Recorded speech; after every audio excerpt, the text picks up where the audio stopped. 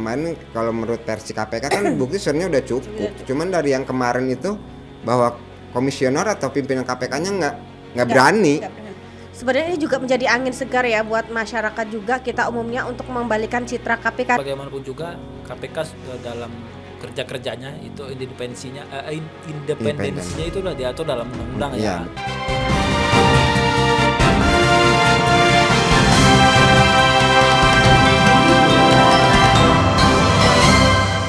Selamat siang pemirsa Metro TV Lampung, jumpa lagi dalam podcast Bedah Tajuk Lampung Pos. Kali ini bersama saya Nurjana, saya Muharam Chandra Lugina, dan saya Denny Zulniadi. Pada kesempatan kali ini kita akan membahas tentang jangan surut pemberantasan korupsi. Namun sebelum kita lanjutkan bedah tajuk kali ini, mari kita saksikan video editorial berikut ini. Jangan surut pemberantasan korupsi. Korupsi telah menjadi salah satu tantangan terbesar dalam pembangunan Indonesia. Kasus yang menjerat Sekretaris Jenderal PDIP Hasto Kristianto menjadi pengingat korupsi tak mengenal batas, hierarki, atau institusi. Di tengah riuh politik dan upaya pembenaran yang seringkali mengaburkan inti permasalahan, publik harus tetap memusatkan perhatian pada satu hal. Korupsi adalah kejahatan yang harus diberantas tanpa pandang bulu. Apalagi pemberantasan korupsi memiliki dasar hukum yang kuat di Indonesia dengan memberi mandat Komisi Pemberantasan Korupsi atau KPK dalam pelaksanaan teknisnya. Pasal 7 ayat 1 Undang-Undang 19/2019 tentang Komisi Pemberantasan Tindak Pidana Korupsi KPK memberikan KPK mandat sebagai lembaga independen untuk menangani kasus korupsi. Selain itu, Pasal 2 dan 3 Undang-Undang 20/2001 tentang pemberantasan tindak pidana korupsi menyebutkan ancaman pidana bagi pelaku korupsi yang merugikan keuangan negara. Memang perjuangan melawan korupsi seringkali menghadapi hambatan, seperti penetapan Hasto Kristianto sebagai tersangka oleh KPK terkait kasus Harun Masiku dan dugaan penghalangan penyidikan, menimbulkan spekulasi dan dinamika politik. Meski begitu, KPK harus tetap teguh menjalankan tugasnya sesuai prosedur hukum, sebagaimana dijamin oleh Undang-Undang Nomor 30/2002 yang mengatur independensi lembaga ini. KPK jelas menyatakan menjunjung tinggi hak asasi manusia dalam proses hukum. Hal ini penting untuk menegaskan bahwa pemberantasan korupsi tidak boleh menjadi alat politik atau bentuk kriminalisasi, tetapi harus menjadi upaya objektif untuk menegakkan keadilan dan melindungi kepentingan publik. Sebagai masyarakat, kita harus mendukung langkah-langkah pemberantasan korupsi. Ini berarti tidak hanya menuntut transparansi dari aparat penegak hukum, tetapi juga mempraktikkan integritas dalam kehidupan sehari-hari. Budaya anti korupsi harus dimulai dari diri sendiri, keluarga, hingga masyarakat luas. Lebih dari itu, pengawasan publik harus diperkuat. Kasus yang melibatkan tokoh politik atau pejabat tinggi seperti Hasto Kristianto menuntut semua untuk terus mengawasi jalannya proses hukum. Apalagi kini sudah ada perlawanan dari partai dan pihak lain atas penetapan tersangka Sekjen PDIP itu sebagai tersangka. Mulai dari tudingan pelemahan parpol hingga sejumlah data dan video yang bakal diungkap, meski tidak disebutkan apa yang harus dibarter agar data itu diberikan ke pemerintah. Jangan sampai kasus besar seperti ini tenggelam oleh dinamika politik atau tekanan pihak tertentu. KPK harus diberi ruang untuk bekerja secara independen tanpa intervensi dari pihak manapun. Sebab korupsi bukan hanya soal uang negara yang hilang. Ini adalah kejahatan terhadap rakyat dan masa depan bangsa. Dana yang diselewengkan oleh korupsi seharusnya digunakan untuk membangun infrastruktur, pendidikan, dan layanan kesehatan yang lebih baik. Korupsi merusak kepercayaan publik terhadap institusi negara dan jika tidak diberantas, akan menghambat upaya kita menuju Indonesia yang lebih maju. Pemberantasan korupsi bukanlah tugas KPK semata, melainkan tanggung jawab seluruh elemen bangsa. Dalam setiap langkah yang diambil, mari kita ingat bahwa hukum adalah panglima. Jika kita ingin mewujudkan Indonesia yang bebas korupsi, maka kita harus bersatu, mendukung penegakan hukum, dan menolak segala bentuk kompromi terhadap korupsi. Kini, saatnya bagi kita semua untuk berdiri di garis depan dalam perang melawan korupsi. Jangan surut langkah, karena masa depan Indonesia ada di tangan kita.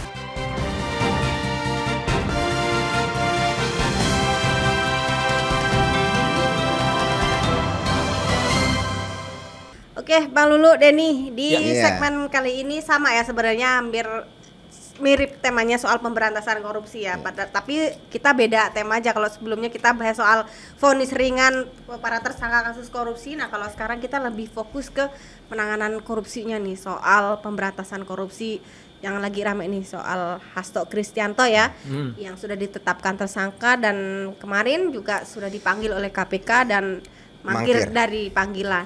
Ini sebenarnya gimana? Sebenarnya kasus ini kan sudah lama tapi baru muncul rame ini, gimana pendapat lo?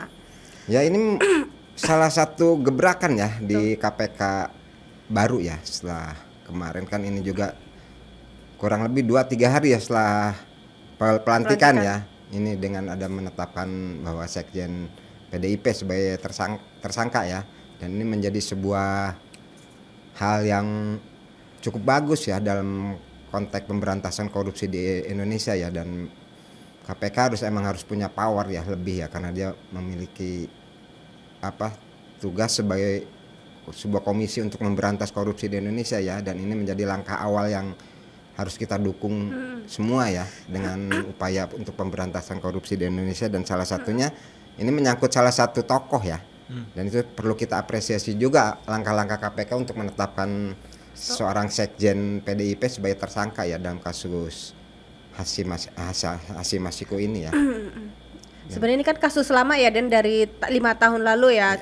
Pada awalnya tuh kan memang belum ditetapkan tersangka karena memang masih fokus untuk memburu si Harun Masiku, tapi sampai 5 tahun berlalu sampai sekarang belum ada kejelasan. Ini gimana dan kenapa jadi si Hasto-nya ini dan yang muncul dan?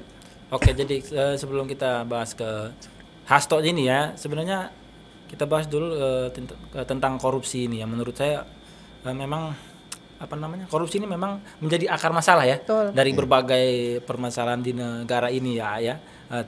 Terutama itu masalah ketimpangan ekonomi, kemudian juga tentu juga terkait dengan masalah sosial dan pelayanan masyarakat ya. Jika namanya anggaran-anggaran korupsi tentu akan menurunkan kualitas ya tingkat pelayanan atau pada masyarakat. Kemudian terkait dengan Hasto ini ya, kasus yang menjerat sekjen ya, seorang sekjen PDIP ya, seorang politikus ya. Ini sebenarnya tidak hanya merugikan negara secara finansial ya menurut saya ya, karena tetapi juga karena dia kan politikus nih, dia ini tokoh ya, menghancurkan artinya karir, menghancurkan integritas institusi politik ya, institusi politik ya, yang seharusnya menjadi contoh bagi masyarakat ya, karena ya seharusnya dia memberikan contoh yang teladan ya, menjadi teladan justru terjerembab atau terjerumus ya, terlibat ya dalam kasus korupsi ya, apalagi kasusnya ini terkait dengan suap ya, penetapan anggota PAW anggota DPR ya, kala itu Harun Masiku ya kan, yang harusnya menjadi wakil rakyat. Nah, ketika dia mau jadi wakil rakyat, dia harus dengan cara begitu. Nah, gimana nih mau mewakili rakyatnya gitu kan? Ya, bisa memberikan contoh yang baik ya, khususnya buat para konstituen dia ya. Iya. Nah, kita juga berikan dukungan kepada KPK tentunya ya dalam jangan sampai ini hanya gertakan saja berhenti di penetapan tersangka, tidak ada tindak lanjutnya ya. Betul. Kita sudah melihat ya kemarin dia dipanggil kan, tapi mangkir ya. Nah, kita harapkan ke depan KPK dapat lebih tegas lagi, dan juga ada langkah-langkahnya itu tidak berhenti di tengah jalan ya. Nah gitu ya kan. Sebenarnya ini juga menjadi angin segar ya buat masyarakat juga, kita umumnya untuk membalikan citra KPK, di mana kan kalau mungkin selama ini sempat dianggap KPK ini kan kepuasan masyarakat terhadap lembaga ini juga sempat turun kan, artinya ada ketidakpuasan masyarakat dengan lembaga KPK. Tapi kemudian muncul lagi kasus ini kan sempat lama tidak tersentuh gitu ya untuk Harun Masiku ini. Nah, ini ada tersangka baru nih. Jadi kayak semacam bukan gebrakan ya, artinya ada tindakan nyata ini dari KPK, dan mudah-mudahan harapannya kalau kata Denny tadi ini kan tidak hanya merugikan negara ya, semua akar masalahnya juga kan ada di pemberantasan korupsi. Jadi misal anggaran pendidikan juga dimakan di situ, pelayanan kesehatan, infrastruktur semua juga jadi mandek di situ kan karena oknum tadi gitu. Ya sekelas sekjen aja ditetapkan tersangka loh oleh PDIP kan, apalagi ya harusnya orang-orang yang di bawah itu harusnya lebih garang lagi KPK gitu. Ya mungkin juga salah satunya dalam pemberantasan ini, khususnya ini kan terkait ini ya, politik tingkat tinggi ya kalau kata aku ya, karena jadi di sini KPK juga perlu ini ya, jangan terintervensi ya oleh masuk ini orang dari luar ya atau lingkaran di ini ya, tapi mereka harus lebih fokus aja dengan tugas dan ini ya sesuai dengan Undang-Undang Nomor 30 ya tahun 2002 ya. Yang ini harus ini ya jaminan sebagai KPK untuk melaksanakan tugas ya, karena mereka juga udah dijamin undang-undang sehingga mereka juga harus lebih fokus lah ya tanpa ada intervensi dari pihak manapun ya. Tapi memang dinamika politiknya sudah muncul itu, mulai dari isu tuduhan pelemahan partai kan itu kan mulai ada kan kayak gitu. Ya makanya harus fokus ya. Fokus, jangan terlalu ada dari luar ya terkait pelemahan tadi politik, tapi tetap KPK harus lebih fokus lurus tentang kasus yang emang menimpa sekjen ini ya. Artinya jangan sampai teralihkan dari inti persoalan korupsinya ini gitu ya. Betul. Tapi kan pada awalnya itu sempat bahwa Abraham Samad ya kalau nggak salah ya menyebutkan bahwa sebenarnya penetapan kasus si Hasto ini sebenarnya sudah lama dari tahun 2020, tapi kan pada saat itu KPK belum mau untuk menyeret karena si Hasto banyak itu, ini ya gitu. mungkin disitulah banyak tekanan atas karena udah lama tuh banyak ini ya tarik ulur karena betul. Kita tahu sendiri bahwa KPK yang tahun sebelumnya itu periode sebelumnya juga kan terlalu banyak ini ya menjadi sorotan ya dari masyarakat, mungkin salah satunya kasus ini ya karena udah lama udah 5 tahun tapi kok tidak ada ini penetapan tersangka ya. Mungkin karena udah ada kepimpinan baru gitu kan. Ya, gebrakan. Jadi kan ini langkah ini salah satu sinyal ya, sinyal bahwa lembaga anti rasuah ini udah dalam pemberantasan korupsi itu loh, ingin tegas lebih dalam fokus ya dan korupsi, tegas gitu ya. Kan, Kalau mungkin kan sebelumnya tuh pernyataan kalau ya balik lagi gitu, KPK tuh mau fokus untuk memburu si Harun Masiku gitu.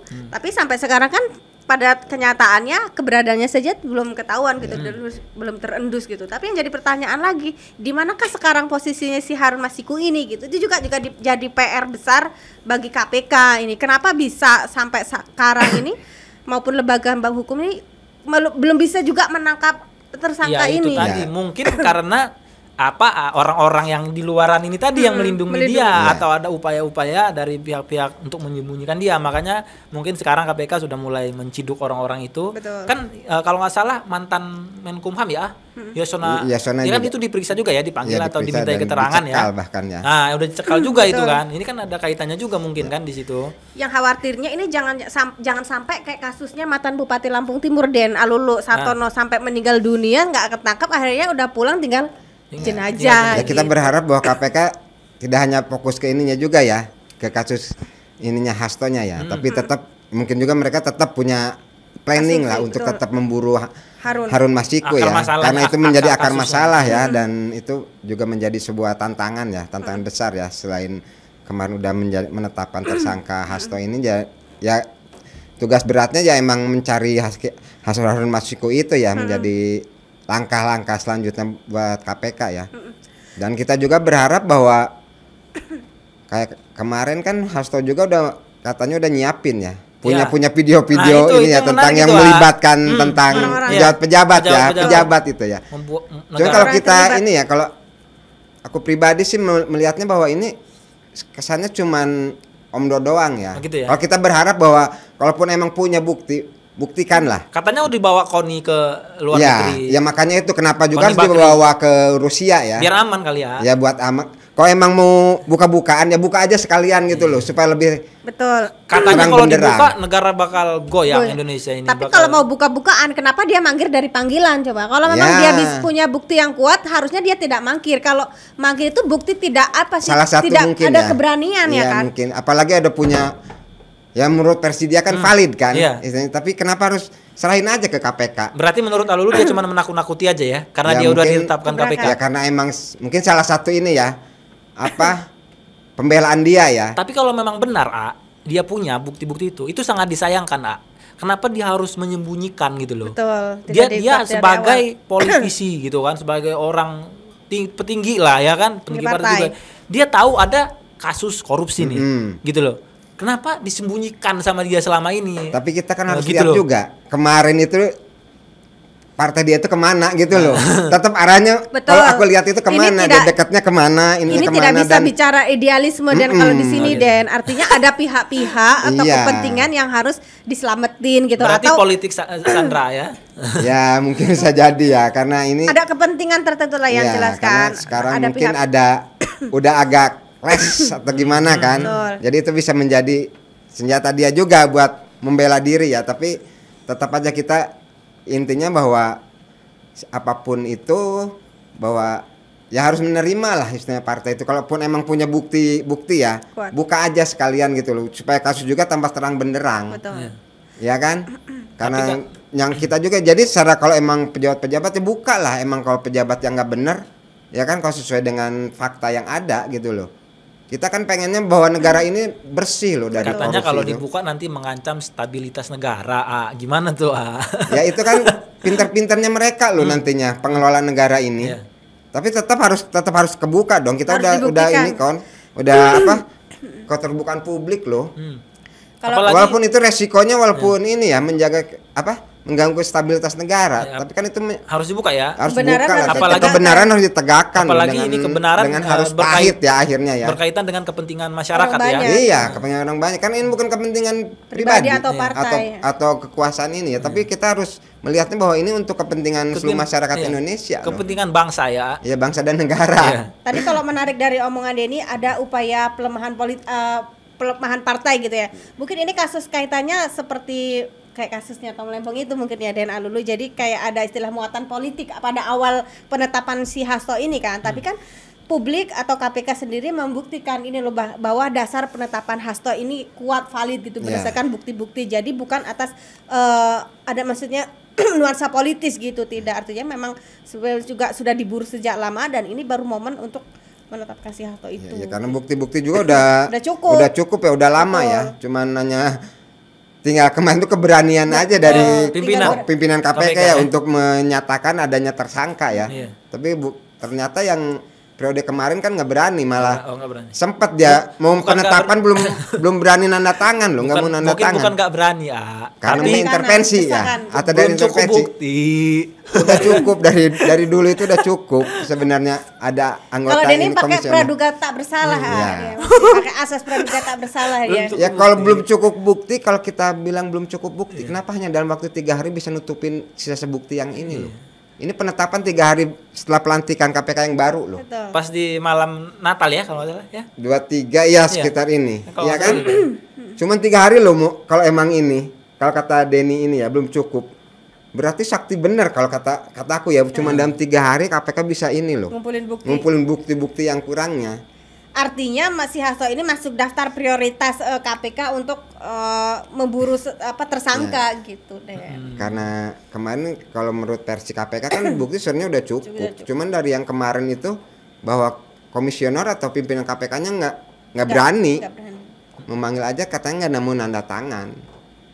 Jadi ini menjadi ini ya sebuah harapan baru ya sebenarnya ya, gebrakan KPK ini dalam pemberantasan korupsi di Indonesia ya, menjadi sebuah langkah yang cukup bagus lah ya. Berarti artinya berani tidak berani juga ada pihak-pihak yang ikut ya kayak pembisiknya gitu lah ya. Ini berani atau enggak kan? Artinya dia tingkat KPK-nya juga kan tidak berjalan sendiri gitu. Ada pihak yang harus diawasi, kemudian juga Ya dia juga juga harus masyarakat yang juga kalau dipertimbangkan emang juga. benar-benar dalam rangka pemberantasan korupsi juga pasti masyarakat juga mendukung KPK loh, ada di belakang KPK pastinya kan. Udah pasti. Udah pasti, asal jangan ada hal-hal yang emang bisa mengganggu independensi aja KPK ya. Kita berharap bahwa KPK berjalan di lereng sesuai dengan undang-undang yang emang melindungi mereka loh. Iya, memang. Jangan sampai melenceng lah ya. Iya, karena bagaimanapun juga KPK dalam kerja-kerjanya itu independensinya itu udah diatur dalam undang-undang Iya, ya. betul.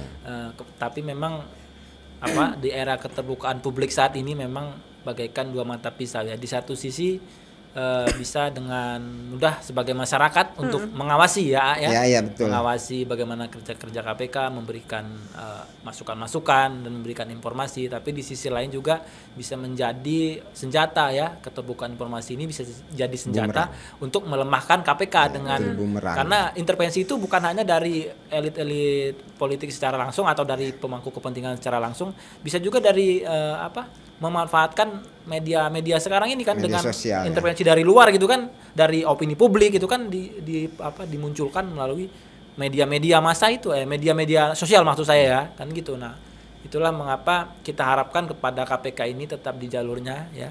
Artinya kita sebagai memang ya pemberantasan korupsi ini tidak melulu tugasnya KPK ya, tapi kita berharap sebagai masyarakat awam juga sebagai masyarakat Indonesia kita masih sangat berharap kepada lembaga KPK ini untuk benar-benar bisa memberantas bersih kasus pelaku korupsi gitu tanpa pandang bulu ataupun siapapun itu embel-embelnya apapun bentuk latar belakangnya bisa diberantas gitu. Ya, kasus korupsi kan menjadi salah satu kasus yang sangat luar biasa ya.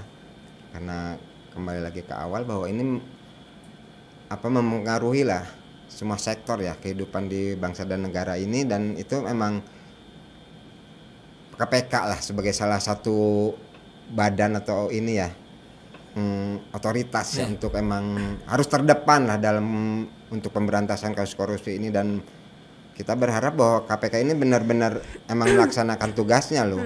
Bukan hanya nantinya kita bukan hanya ke satu kasus Hasto aja ya. Betul. Tapi kita juga ketahui bahwa kita di Indonesia masih banyak ya kasus-kasus lain yang emang harus benar-benar KPK bongkar ya, supaya kita juga bahwa nanti juga dalam berkehidupan negara dan berbangsa ini bisa lepas dari ya, tapi mungkin nggak bisa lepas 100% ya, tapi minimal kita bisa meminimalkan ya terjadinya kasus-kasus korupsi di negara kita ini ya.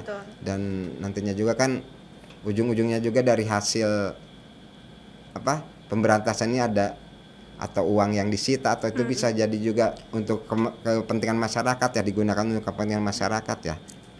Sebenarnya juga kasus korupsi ini kan tidak hanya benar tadi kata Alulu, tidak hanya si kasusnya Hasto ini kan cuman yang muncul di permukaan aja ya, dan karena dia kebetulan dia orang penting juga gitu kan, petinggi partai gitu. Artinya ini yang masih menjadi fokus atau sorotan di masyarakat gitu, karena memang ini menyangkut ya, jangan sampai meninggalkan ini ya kasus-kasus yang lain. Betul. Jangan hanya terlalu fokus ke satu kasus ini ya, karena ya kembali tadi bahwa ini menyangkut seorang tokoh ya, tokoh politis yang emang dulunya juga basicnya juga sebagai salah satu partai yang besar ya. Dan ya KPK jangan hanya fokus itu, karena banyak kasus lain yang emang harus mereka tangani, harus kita bongkar gitu loh. Sehingga mungkin nanti juga dari tadi juga nih kepercayaan publik juga ya mungkin bisa lebih naik lagi nanti ya KPK ya. Kalau emang benar-benar dia bisa melaksanakan tugas dengan sesuai jalur dan tanpa adanya intervensi dari pihak luar ya. Ya itulah apapun bentuknya ya, kita itu harus memberikan semua pihak ya. Harus memberikan ruang kepada KPK ya untuk bekerja secara profesional. Kita juga harus memberikan dukungan ya, dukungan dan juga bagi yang berwenang itu memberikan kebijakan ya, kemudian sumber daya dan juga perlindungan ya dari intervensi politik ya kan gitu kan. Dan juga perlu dalam pemberantasan korupsi secara luas ya. Sebenarnya ya memang KPK, tapi juga ada Polri ya, ada kejaksaan ya kan, agar bisa berkolaborasi lagi ya, tidak ada ego masing-masing gitu kan. Iya, artinya mereka harus berkolaborasi ya kan untuk menyelamatkan uang negara ya, pajak negara demi kepentingan bangsa dan negara gitu. Betul. Oke Denny, Alulu, sebenarnya banyak sekali ya kasus korupsi yang bisa kita bahas pada episode kali ini, tapi karena keterbatasan waktu kita harus cukupkan di sini podcast kita siang ini. Baik pemirsa Metro TV Lampung, demikianlah tadi bedah tajuk kali ini. Jangan lupa aktifkan tombol loncengnya agar tidak ketinggalan video terbaru lainnya. Kalian juga dapat memperoleh informasi lengkap dan mendalam dengan berlangganan e-paper Lampung Pos ID. Kalian juga bisa berpartisipasi ya dengan memberikan komentar tentang bahasan kita hari ini. Kalian juga bisa memberikan masukan ataupun tema selanjutnya yang akan kita bahas pada bedah tajuk selanjutnya. Saya Nurjana bersama kru yang bertugas pamit undur diri. Salam sehat dan sampai jumpa.